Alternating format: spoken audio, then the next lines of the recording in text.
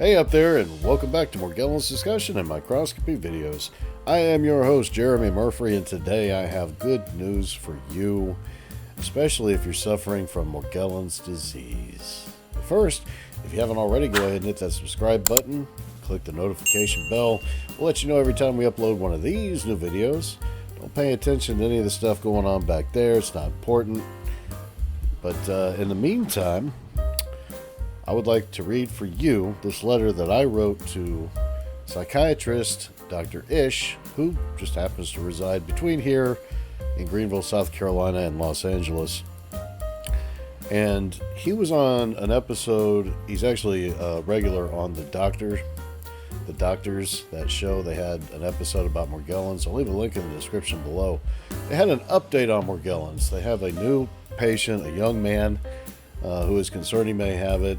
I saw the picture of his lip with the black speck in it, and I have to give the dermatologist credit. I do feel like she, and I'll leave a link so you can watch this episode here, I think she's going to test him for Lyme disease. I think they're waiting to get those results back. I was concerned, however, that they may not, if it comes back negative, test him for TBRF or syphilis. But I wrote a letter to Dr. Ish because I was concerned about this patient. And Dr. Ish is a psychiatrist, and I wanted to make sure that every opportunity to rule out a potential infectious agent was considered before resulting to psychotropic drugging. And to be clear, a lot of what we're trying to do here with the new Morgellons movement is keep physicians from going straight to the antipsychotics, but that's not the way it happens. And to be honest with you, there is a way to have, like, you can do what I did and you can get treatment and get insurance to pay for it, and it'll all be legitimate, but you have to follow the science. Problem a lot of people have is they don't want to accept the mountain of science that says Morgellons is associated with spirochete bacteria. And the fact of the matter is, I do have a blood test that shows that, yeah, I was exposed to this deadly-ass spirochete bacteria. And the most important thing is that along the way, I was very respectful to each physician, each professional who wanted to meet with me, regardless of their opinion. And I mean, even the guy in the emergency room back in 2011, 2012 maybe, when he said, Mr. Murphree, you're doing this to yourself, I didn't argue with him. I stood up and I walked out. I exited. And because I knew that wasn't true, but if that was his assessment, he's a doctor. And I know he had to go through a lot of school to get that ability to heal people. And maybe his opinion just wasn't right, and I knew I could always go get a second opinion. And see, that's the thing that a lot of people don't accomplish when they go to see doctors about Morgellons, is they get hung up on being irate. And a lot of that does have to do with the infection, but a lot of it is just their frame of mind. You can be feeling like crap and having bacteria all drilling holes in your brain. But the most important thing is how you treat people on a regular basis. I mean, you can't take anybody for granted at any position or agency. One of the reasons why I go off on people about yelling and screaming and bringing all the thunder down about the CDC is because it's not the CDC. It's thousands of people all over the country that make up that government agency. And they're individuals too, with hopes, fears, dreams, ambitions, and illnesses just like us. And I wouldn't doubt for a minute that there are people with Morgellons working at the CDC today. Not for a second either. The most important thing is to be respectful and considerate of other human beings. We're all going through craziness. And you can't take your aggressions out at people. The reason there are people with Morgellons working at the CDC, prove me wrong, is because they understand that it's associated with Lyme disease, and they've been treated for Lyme disease. And they probably don't have a lot of sores after being treated for Lyme disease. And they probably appreciate the fact that the CDC has evolved their perspective on Lyme disease because they went through that experience. And it's because the CDC took them on as professionals, like that time Marianne Middleveen worked at the CDC. She did some research there. That those experiences, those moments of mutual respect, resulted in an evolution of how that agency approaches these particular illnesses. All right, so I just want to read this for you guys real quick. It's the letter to psychiatrists and dermatologists regarding Morgellons disease. For Morgellons Disease Awareness Month 2022, we have prepared this letter which can be mailed to your local dermatologists and psychiatrists regarding patients concerned about Morgellons. And in this case, I wrote this to Dr. Ish. Dr. Ish, dear Dr. Ish, my name is Jeremy Murphree, and I am a real Morgellons patient advocate. At this point, you may be wondering why I feel there is any difference between Morgellons and real Morgellons. Fortunately for both of us, there is peer-reviewed research we can turn to for answers instead of relying on my subjective interpretation. Please excuse me if you are already aware of this research. First passage. There is significant overlap in the array of symptoms that may accompany Lyme disease, Morgellons disease, and mental illness, thus complicating the diagnosis. In theory, patients who do not have MD but who are delusional could think they have MD if they have had exposure to the topic through the internet or other means. To complicate the diagnosis further, MD patients may exhibit neuropsychiatric symptoms, and many have psychiatric diagnoses such as bipolar disorder, attention deficit disorder, obsessive compulsive disorder, and schizophrenia. Therefore, many MD patients may have psychiatric comorbidities, and in some cases, patients have been misdiagnosed with a psychiatric illness that they do not have. Some MD patients may have false beliefs that are not delusional in origin. Lack of scientific knowledge can cause patients to misinterpret symptoms such as the presence of filaments and sensations of formication as worms, arthropods, or other infestations. In addition, MD lesions are sticky, and arthropods or artifacts can adhere to exudate, and patients may incorrectly believe these external factors are associated with the dermopathy.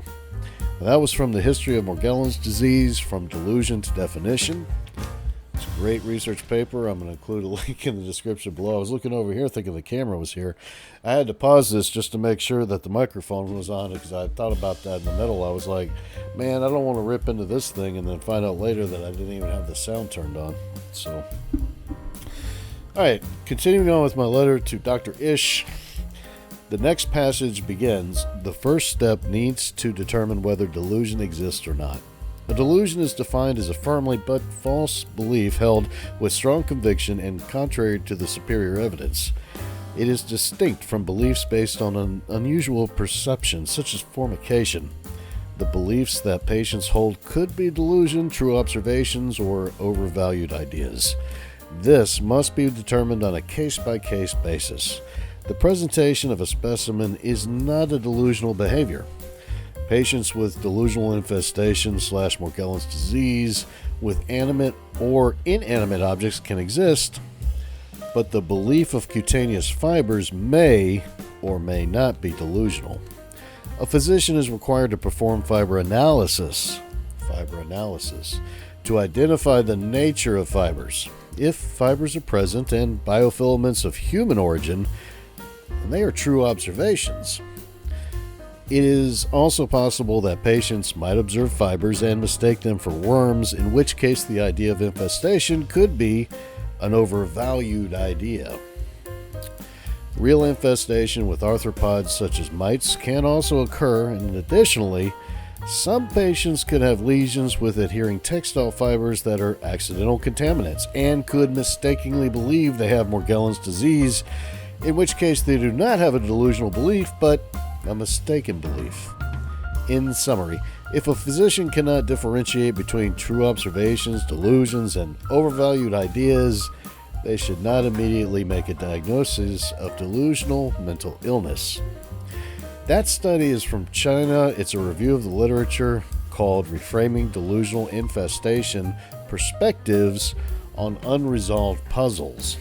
And so what it does say in that whole study, which I'm going to link to in the description below, is that there's a real Morgellons disease, but most of the time a lot of patients that doctors see mistakenly believe they have Morgellons. That's what I've run to a lot online, is a lot of people, especially when they get into these online groups, they just don't understand what the nature of Morgellons is, and somebody has convinced them that, well, it's this energy that's coming from deep space, and it's sending a black goo to us transhumanally in our dream. I mean, people buy into it because they're looking for hope, and they're looking for a cure, and somebody will say, I have the cure, and that's all it takes for people to buy into it, especially if they are impaired from these infections, or maybe from trauma from past events. Continuing on with my with my letter to Dr. Ish, clearly the two previous passages infer that some patients can in fact become confused and mistakenly believe they have Morgellons disease. I'm sure you've probably seen many people who, because of exposure to the topic through the internet or other means, have become convinced that they have MD. Since you are not an infectious disease doctor or a Lyme disease specialist who would prescribe antibiotic therapies, that any individuals with Morgellons that you may have cured with psychotropic medication may have only mistakenly believed that they had Morgellons. Of course, Lyme disease doesn't simply resolve on its own and requires appropriate antibiotic therapies. Now right here, what I'm telling Dr. Ish is that because he said on the show that he has cured people in the past of Morgellons, it only took a couple weeks. And that pretty much excuses the potential that somebody would have an infection like Lyme disease, which can recur chronically even in spite of antibiotic treatment. Of course, if his Lyme test comes back negative, they should still try to understand if the filaments that he's concerned about, the black speck in his lip that if magnified 1,000 times or under a scanning electron microscope, would reveal that it is a bundle of red fiber, as demonstrated in the chemical and light microscopic study, which I'll include a link in the description below. So there's a lot of investigation that needs to happen, but I continue on in my letter. You may be thinking to yourself that Lyme disease is rare in my region. Consider this paper from 2000 regarding the prevalence of Lyme disease in South Carolina. Based on serologic evidence that 38% of, I'm not good with these critter names, so I apologize. I'm just not, I will look these up and learn how to pronounce them, but I should have done that before I started recording.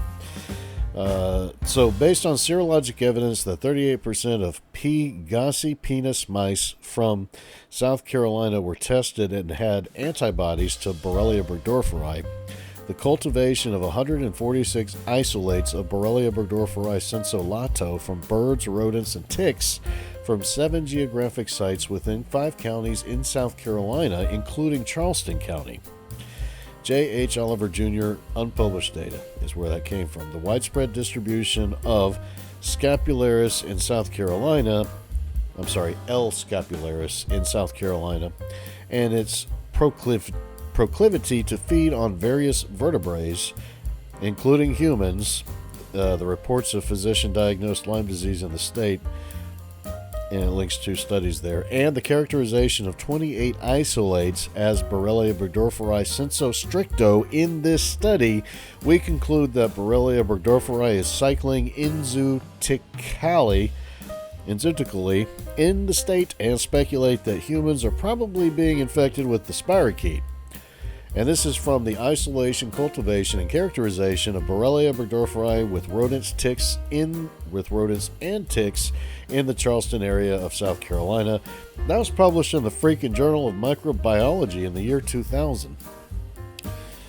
So I continue on in the letter. I say, consider also that there is potentially another infectious disease which can result in the Morgellons condition, although we have not, and the passage starts, although we have not detected Treponema pallidum in any MD subjects to date, given there is a historical association with Treponema pallidum infection in comparable cases, it is reasonable to hypothesize that Treponema pallidum could be an etiologic factor in a subset of MD patients.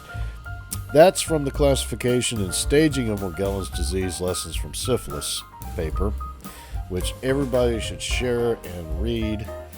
And I continue in the letter. I'm certain you're aware of the mental compromise patients could experience if exposed to this notoriously destructive disease. This passage begins, his mental status examination revealed increased psychomotor activity, irritable affect, delusion of infidelity and persecution, impaired judgment, and poor insight. And that was from the recent study, Syphilis Presenting as Late Onset Psychosis, from the Indian Journal of Psychiatry. And I continue in the letter, I would hope that you are aware of the current resurgence of this old foe as well. And I include a link to the paper, to the article, Why Syphilis Rates Are Rising, from The Atlantic. It's a great article. Thank you for making time to review my email. And please consider this information about real Morgellons and the potential that patients you see concerned about Morgellons may either A, really have Morgellons, or B, mistakenly believe they have Morgellons.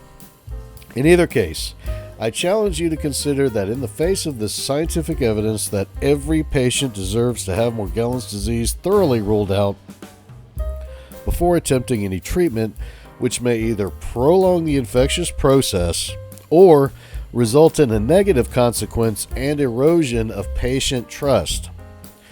And then the passage here begins, it has been well documented in numerous published medical studies of Borrelia's ability to cause many recognized personality disorders and forms of depression, such as anxiety, depression, confusion, aggressive behavior, mild to moderate cognitive defects, fatigue, memory loss, and irritability.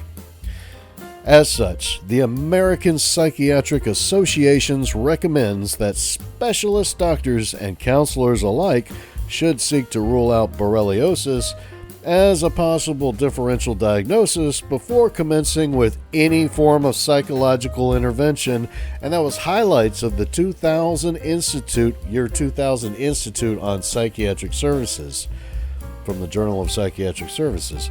I hope you will consider this evidence when a patient visits your practice concerned about Morgellons, and I look forward to hearing back from you regarding this matter. Highest regards, Jeremy Murphree. So I published that letter on morgellonssurvey.org. So if you already have a working relationship with your therapist or with a dermatologist that you really like, we have a dermatologist here in town I really like, and there are others that I highly respect. And I think that if you send them this letter, if you're concerned about Morgellons specifically, it may help them in that investigative process to figure out what's going on. Because here's the thing. There is evidence that Morgellons disease is associated with Lyme disease and tick-borne relapsing fever. And based on what I put in the letter, which is in that same research which demonstrates an association with Lyme disease, if somebody comes in with Morgellons, then it is reasonable to consider syphilis in that investigative process. And so, getting down to the nitty-gritty of how to have a pleasant experience and start having that healing process with Morgellons is to select the appropriate physician, or to be able to educate and inform your current team of physicians about this new information, which they may want to consider, or to go get a second opinion from a different physician or team of physicians. That last one is hard for people when they're already locked in. They've got insurances covering everything. I hadn't had insurance in a long time. I finally got it for the first time in I want to say 20 years, maybe. I think it was the first time I had health insurance in 20 years. And they don't cover my doctor's visits. She's out of network currently, but they cover all the medications that she's prescribing because she knew which blood test to give me to determine that I was exposed to this potentially deadly bacteria. And that kind of empirical evidence is something that empowers a patient to begin that healing journey. Let's say, for example, that you're wrapped up in, the CDC's got to pay, that they're going to apologize, and everybody with Morgellons. That's my question. What happens afterwards? Does everybody with Morgellons get healed? Or, because you can already do that process without the CDC ever being involved. They are currently helping people with Lyme disease. And so here's the thing. Morgellons, it's distinct.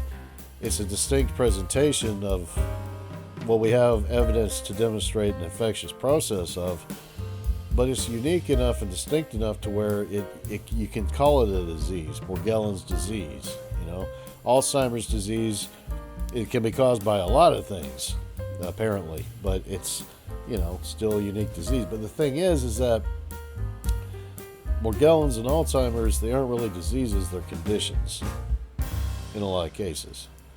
Lewy body dementia and Lyme disease dementia are something that you may be able to come back from, and hopefully never even get there. And so the CDC is on top of the Lyme disease, and they just started working on the TBRF. And they've been on top of syphilis for decades. They have to be. The CDC was literally born after the fallout from the Tuskegee syphilis experiment. If they're not on top of syphilis, and if you go look at their website and look at the publications that these articles that are being written by people who work at the CDC on syphilis, it's apparent, they definitely don't want syphilis getting more of a problem than it's already been, and now it's definitely a pandemic of the syphilis globally. And there is evidence now that syphilis can be transmitted by sitting on a toilet seat with somebody who has it. I want you to think about that. I said that I mentioned it in the last episode. There were 24 kids. They were just living in this environment with these people, these adults who did have these nasty, open, oozing, bleeding lesions on their skin. And now there's this evidence that if you wear a shirt from somebody who has syphilis, putting that shirt on could actually transmit syphilis to you.